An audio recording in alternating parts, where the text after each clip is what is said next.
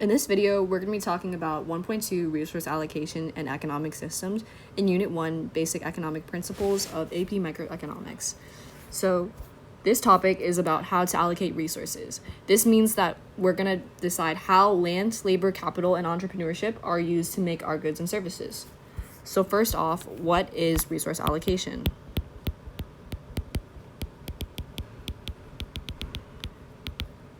This is how society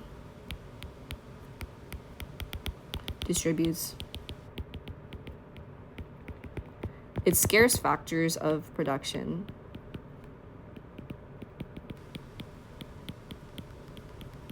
among competing uses.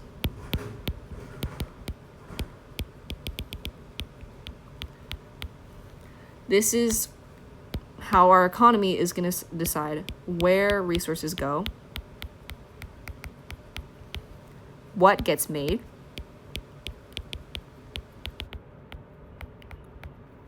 and again, who gets what. Because our resources are limited. That means using resources in one way means that they cannot be used in another way. If you use steel to build cars, then that steel can't be used to build bridges at the same time. So this is about our choice under scarcity.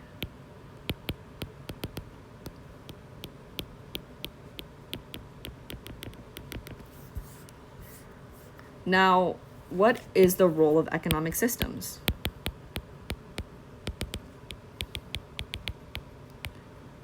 An economic system is the set of rules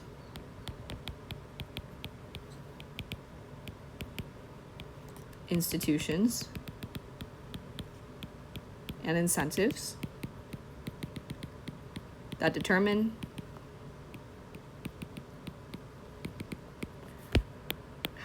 how an economy allocates resources. So this is going to include who owns resources, who makes production decisions,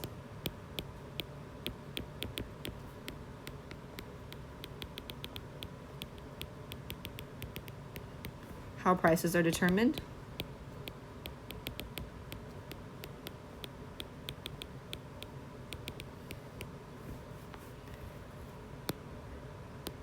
and how goods and services are distributed.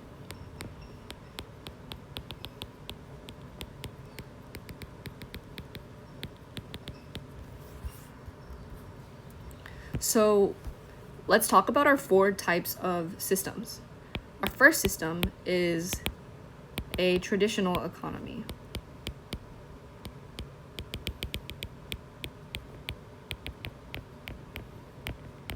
This type of economy allocates resources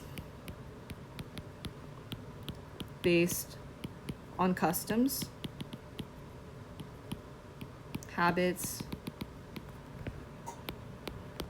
and long-standing cultural practices.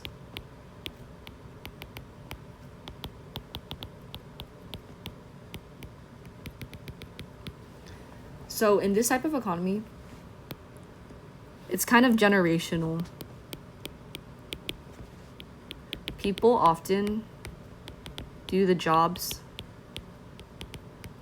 their parents did.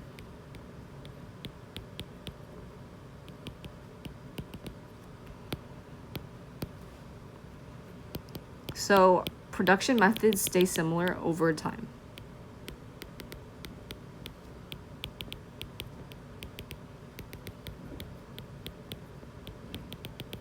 Because things are passed down. Ideas. So you can think of in England, like a masonry or a blacksmith would just train their trainees and they would pick those things up and pass them on. So some characteristics of this we can continue on. Our economic decisions are based off of tradition.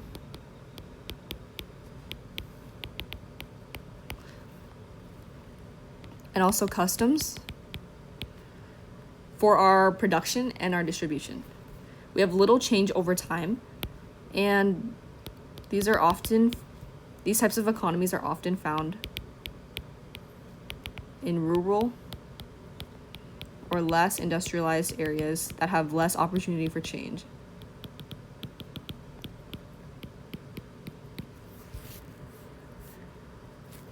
So, some pros include the stability, predictability, and the strong community ties.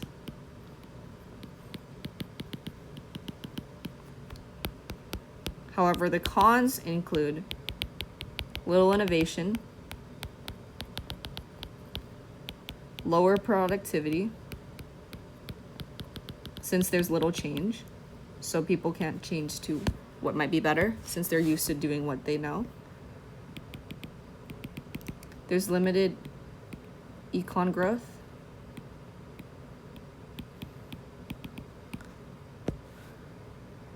And they might have bad adaptation to change when it eventually does come. They don't know what to do. So, for example, we have a masonry or a farming village that uses the same crops and same methods for generations. Or a blacksmith. Now, our second type of market system is a command economy, which we'll see more of.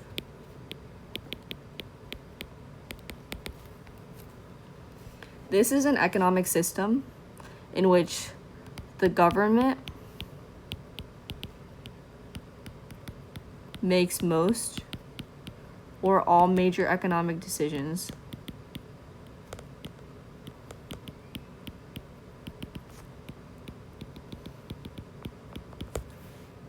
So this means the government controls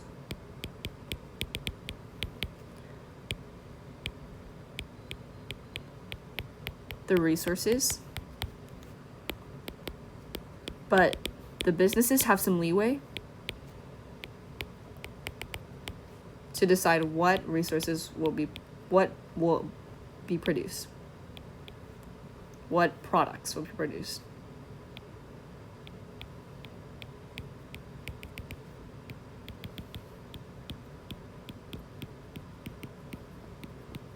And who will receive it.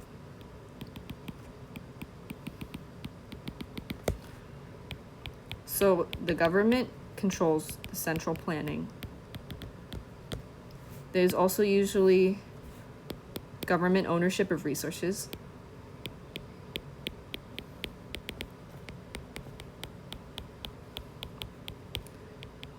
And also, occasionally the price will be set. And you will have production targets set by the government as well for these businesses. This is going to lead to a limited consumer choice. And you can remember that the economy is under the command of the government.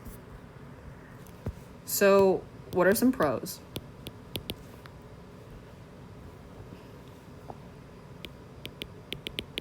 An economy that is under command can quickly meet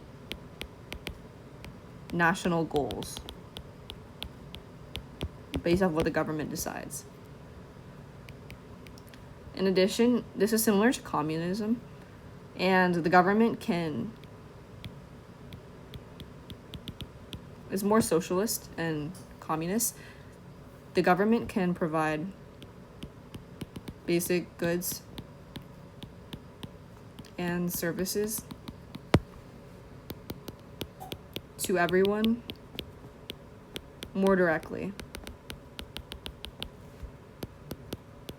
Some cons are that this is inefficient. And because that the economy is under command, that means that some optimal trade that would occur doesn't occur. And this is going to cause shortages and surpluses.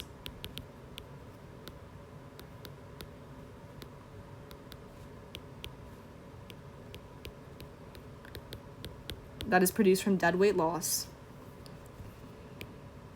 from the trades that are prevented by what the government has mandated. There's also weak incentives for innovation. You can think of it like, if everybody gets paid a certain quota, then what motivation does somebody have to become a doctor rather than just become a garbage collector?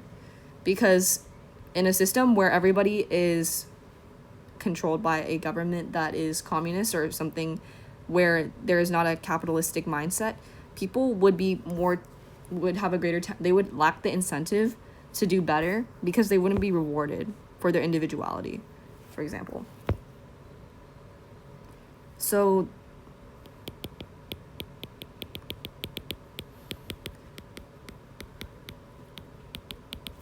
another con includes that the consumers have less free choice, and also that government planners don't know what people truly want, because the people only consume what the government gives them or what the government tells them to produce. So the inefficiency happens because without market prices freely adjusting, then planners are gonna misjudge.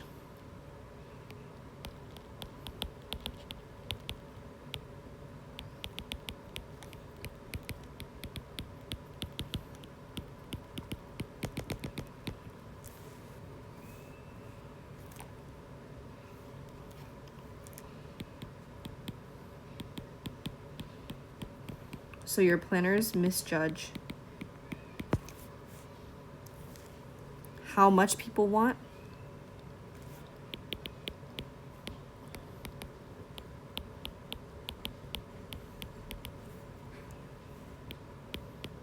what resources should go where, and also what production methods are most efficient.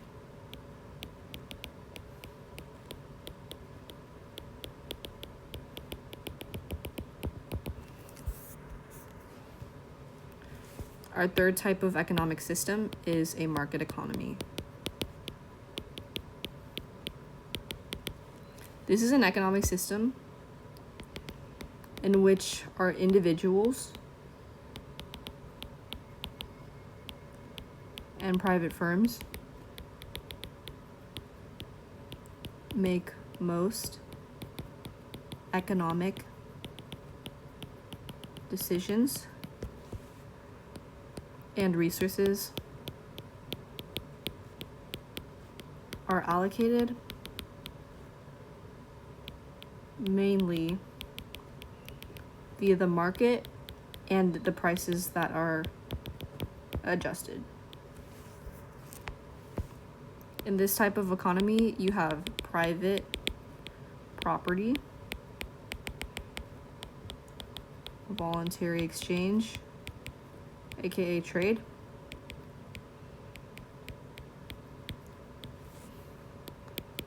we have competition and self-interest,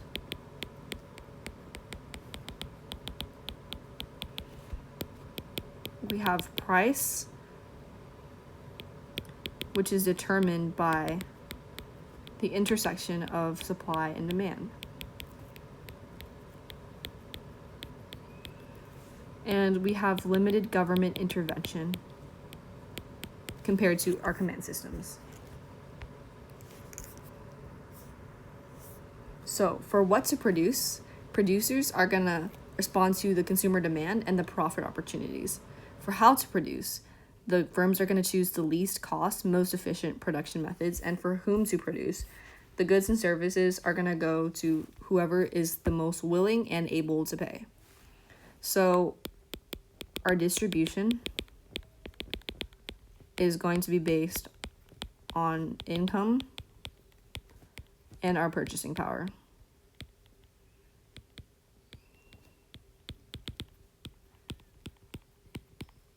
Not the need. So this is our most important type of economy and micro. So our prices are going to act as signals. And they communicate information between the consumers and the producers. So if your price increases, this means that producers will produce more and your consumers buy less.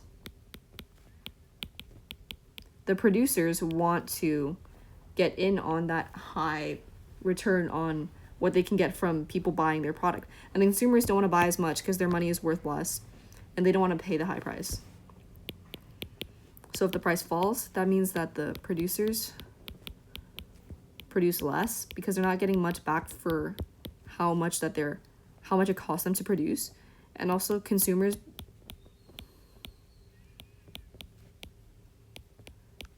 will generally buy more because of the low price. So the firms are going to produce what the consumers will buy profitably, and the firms use cost-effective methods to maximize their profit. And those with enough income and willingness to pay will receive the goods. Now,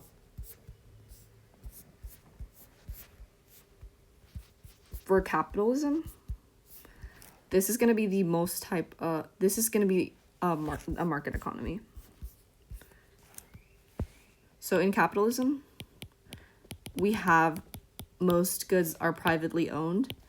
People and firms act in their own self-interest, and we have a voluntary exchange take place in markets. So our profit is going to motivate our production.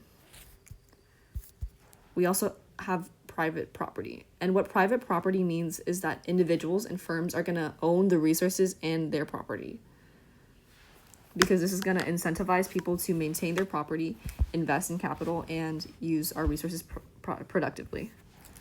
We also have profit motive, which is going to drive this self-interest. This is the desire to earn income or financial gain. So in our market economy, the businesses are going to produce a good and services because they expect a profit. And this is going to encourage firms to satisfy the consumer demand, cut costs, innovate, and improve their quality. The competition is going to occur when you have multiple buyers and sellers participating in a market. So a competition is going to encourage our firms to lower the prices. So competition encourages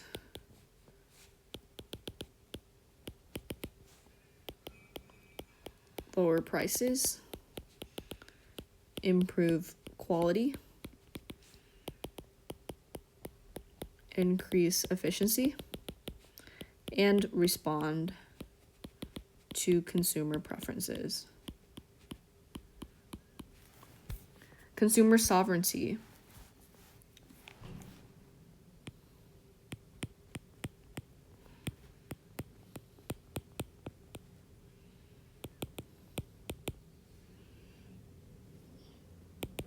Means that consumers, through their spending choices, are largely going to determine what gets produced. So that means that if a consumer buys more of a product, firms have more of an incentive to produce it.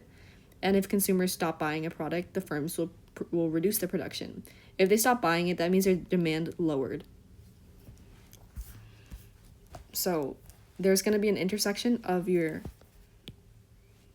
going to have a supply, and you're also going to have a demand curve. Your supply will be linear and your demand will be linear as well, but with a downward slope. And you will have your price and a quantity. So where your supply and your demand intersect, that's going to give you what the price point will be. We also have freedom enterprise.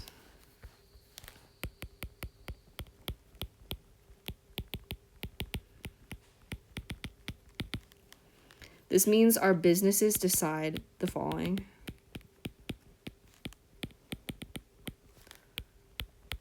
That means they're the people who get to choose what to produce,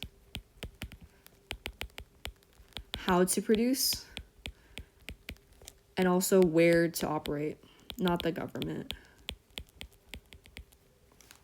So our entrepreneurs are going to be free to start a business and take risks in pursuit of the profit. And this is going to encourage innovation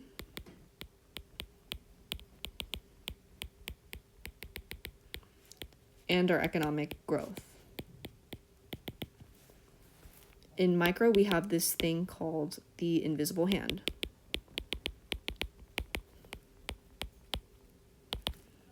This was associated and developed by Adam Smith.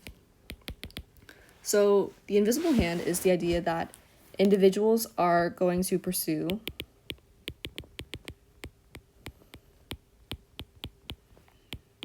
their own self-interest in competitive markets. And in doing so,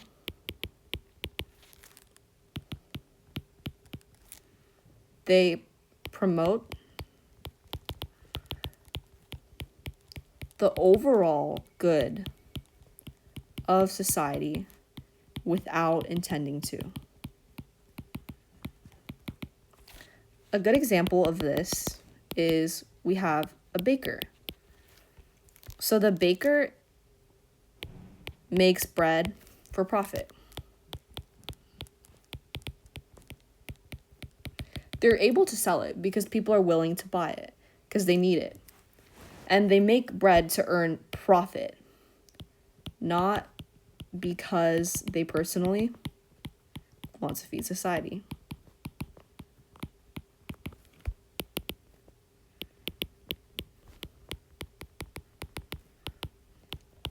But by producing bread that consumers want and need,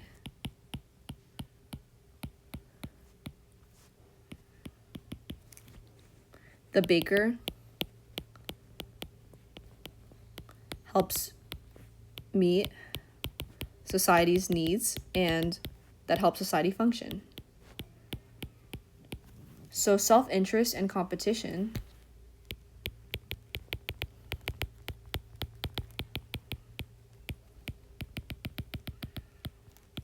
is going to coordinate efficient economic activity.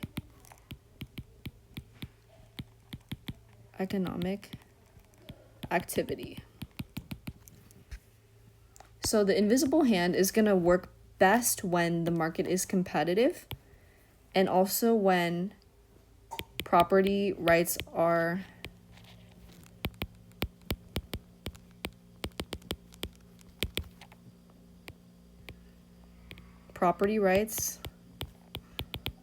clearly defined.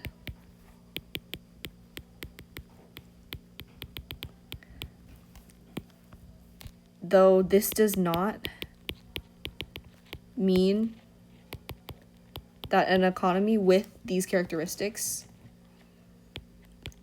will always work perfectly. Sometimes you need government intervention. So our fourth type of economy and economic system is a market economy. This type of economy combines both market and command systems.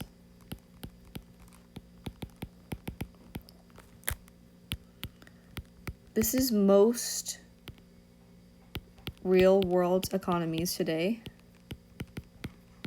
including the USA. So, in this type of economy, we have private ownership,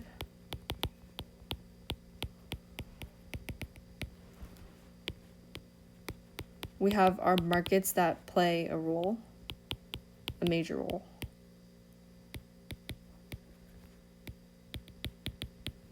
Which is our supply and demand. We still have our government that regulates taxes.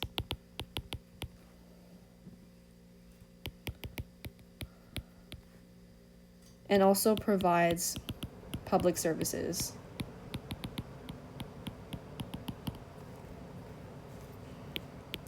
So our decisions are split between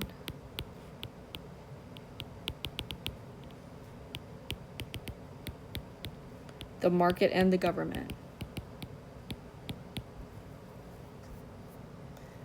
So no economy is going to be purely market or purely command, because in real life, no country operates as a completely pure system. Even market-oriented economies, they have some government involvement because the governments are going to make laws. We have governments here. Let's move this here. So our governments are still going to make laws, provide courts, build roads, regulate our pollution, and again, supply our public goods, public services. Now, we also have circular flow of economic activity.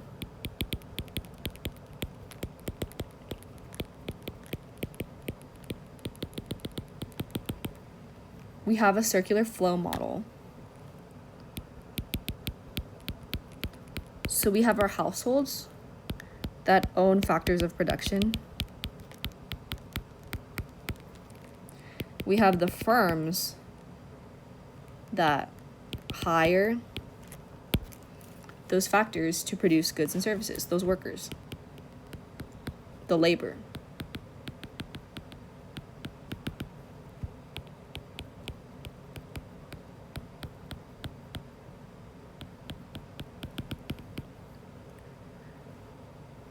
The houses are going to receive income, and they are also going to use the income to buy goods and services from the firms.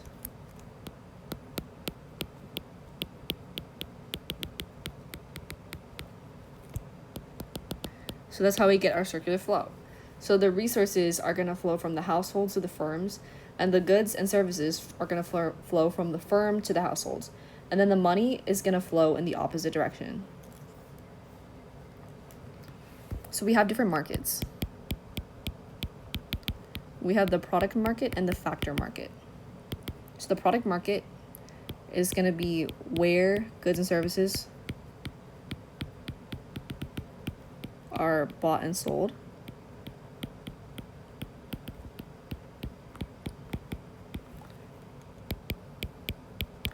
So your households are your buyers.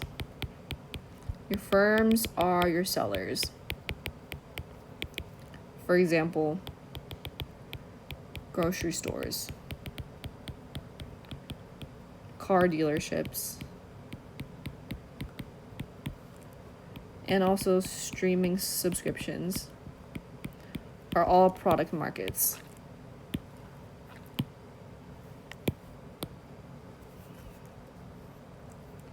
We also have the factor market.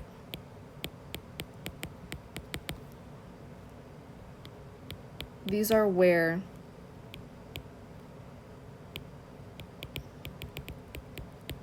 factors of production are bought and sold.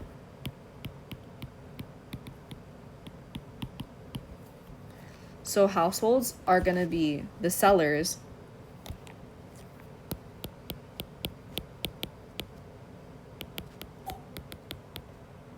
of labor, land, and sometimes capital, because these are our factors of production. And then the firms, in this case scenario, are going to be the buyers of those resources. So for example,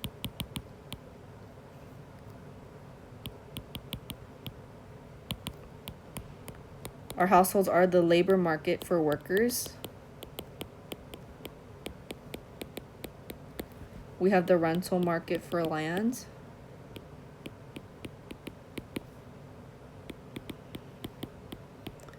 And we have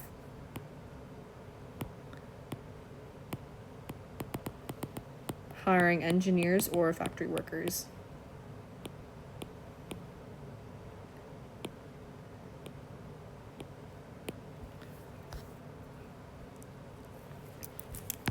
We also have price system. This is the method that buyers and sellers interact.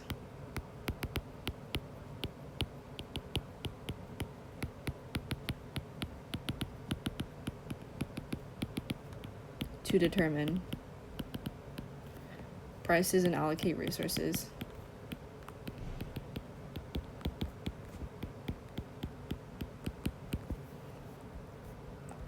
So in our market economy, that helps solve our three main economic questions that we talked about in 1.1.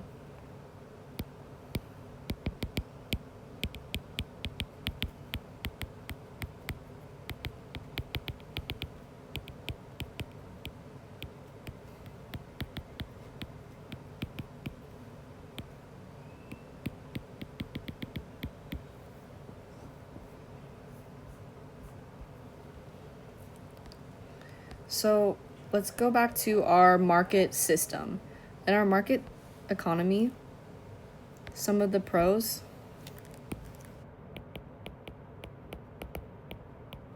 and cons.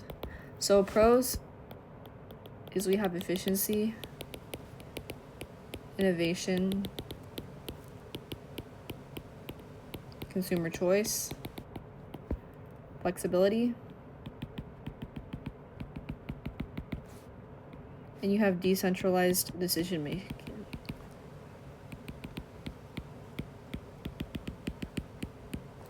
Some weaknesses are that poverty exists, so we have inequality. We have market failure, where the economy doesn't produce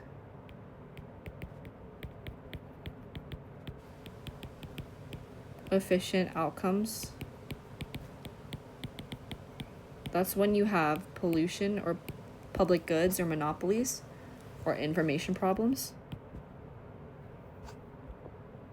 And you also ignore needs. You're basing it off of wants and who's willing to pay and able to pay, not who needs them the most. You also have economic instability.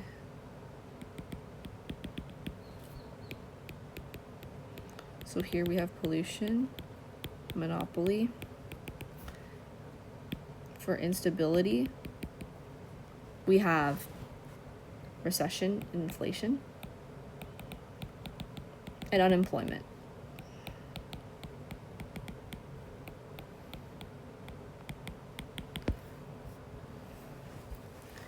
Now back to our command system. We have our inefficiency, limited consumer choice, shortages and surpluses, weak innovation, and bureaucratic delays.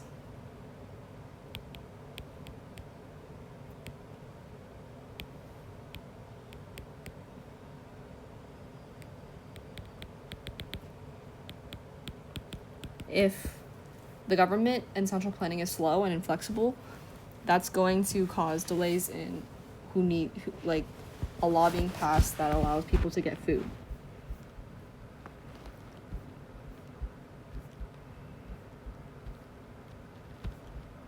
We also have public sector and private sector.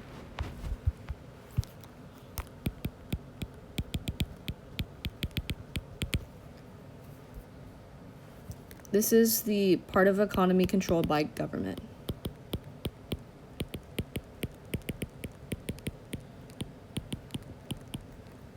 So these are your schools, police, and military.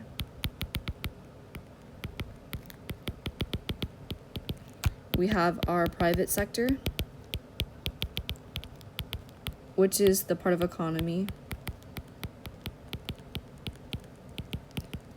controlled by individuals and firms.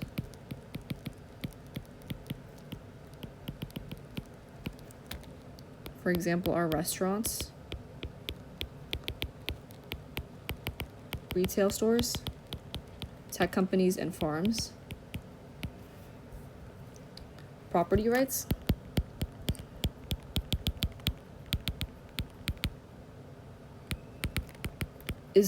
are the legal rights to use, own, and dispose of property.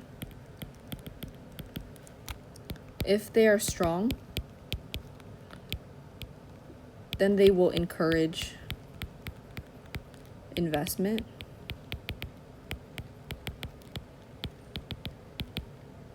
maintenance, exchange, and entrepreneurship. So, in our mixed economy,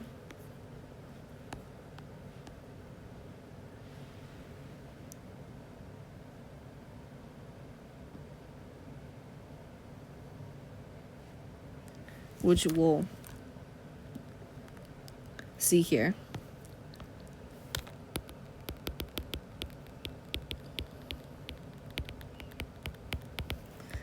what our government does is it protects property rights,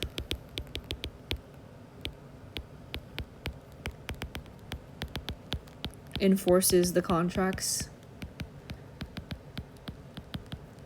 which take the form of legal system and laws. They provide public goods like national defense and street lighting. They're gonna correct externalities, positive and negative, like pollution laws and taxes on harmful goods.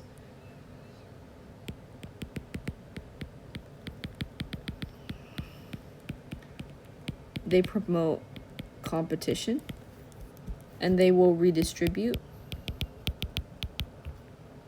income. Competition can be promoted by reducing monopolies, and redistributing income can be through taxes and transfer programs.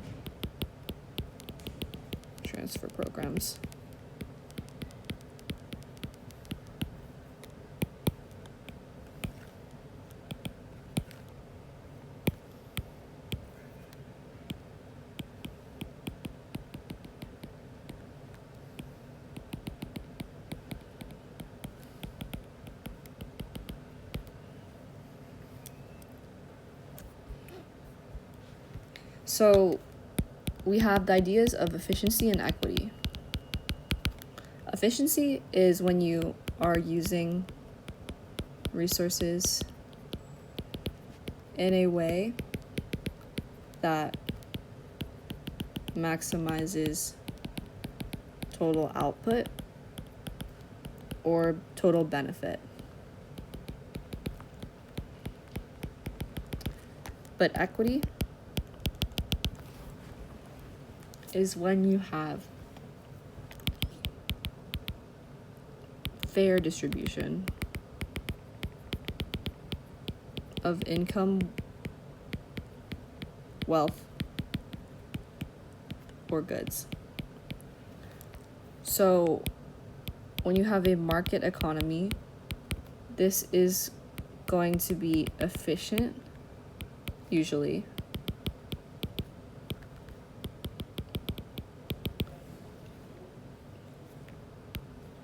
but not as equitable. When you have a command economy, you lack efficiency, but you will have more equity. So in a mixed economy, they will try to balance both.